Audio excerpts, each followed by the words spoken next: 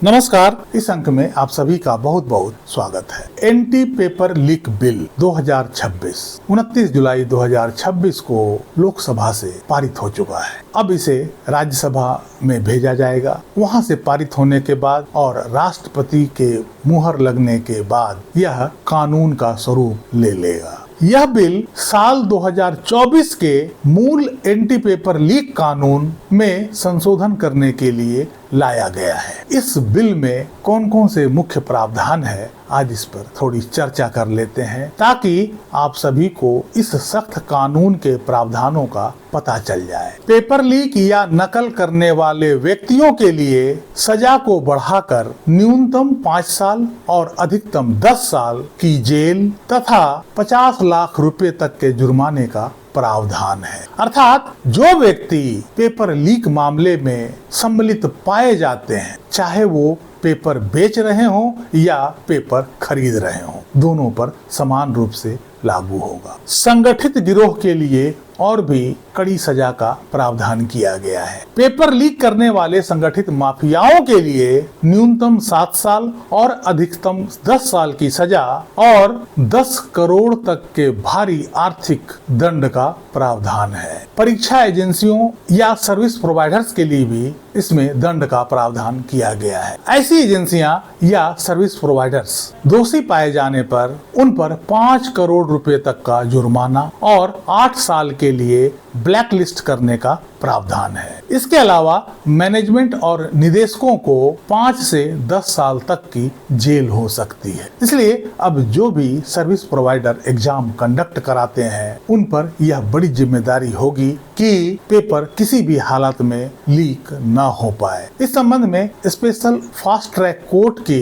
गठन की भी बात की गई है। पेपर लीक से जुड़े मामलों की तुरंत सुनवाई के लिए प्रत्येक राज्य और केंद्र शासित प्रदेश में विशेष फास्ट ट्रैक कोर्ट गठित किया जाएगा। इन अदालतों में मामलों की सुनवाई day to day hearing basis पर किया जाएगा ताकि दोषियों को जल्द सजा मिल सके। जांच और ट्रायल के लिए समय सीमा भी बना दिया गया है। किसी भी जांच एजेंसी, पुलिस या स्पेशल टास्क फोर्स के लिए पेपर लीक मामले की जांच पूरी कर 2 महीने के भीतर चार्जशीट दाखिल करना अनिवार्य होगा। चार्जशीट दाखिल होने के बाद फास्ट ट्रैक कोर्ट को 3 महीने के भीतर ट्रायल कंक्लूड करके अंतिम फैसला सुनाना होगा। इसमें केंद्र सरकार को यह अधिकार दिया गया है कि वह पेपर लीक और परीक्षा से जुड़े संगठित अपराधों की कड़ाई से जांच के लिए एक समर्पित स्पेशल टास्क फोर्स का गठन कर सकती है। इसके अलावा फास्ट ट्रैक कोर्ट द्वारा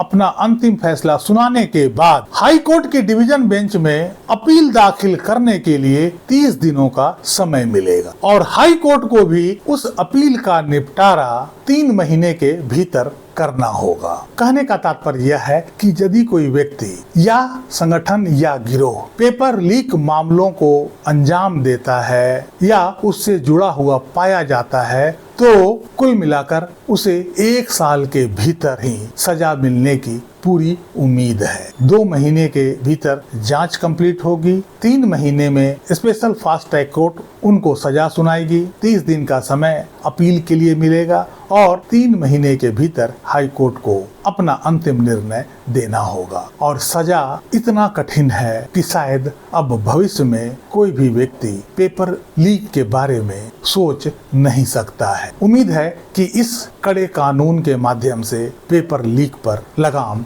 अवश्य लगेगा। इस अंक में यहीं तक। इस संबंध में आपकी क्या राय है, कमेंट बॉक्स में अवश्य लिखिएगा। वीडियो को लाइक कीजिएगा, चैनल को सब्सक्राइब कीजिएगा। मिलते हैं अगले अंक में, तब तक के लिए जय हिंद, वंदे मातरम।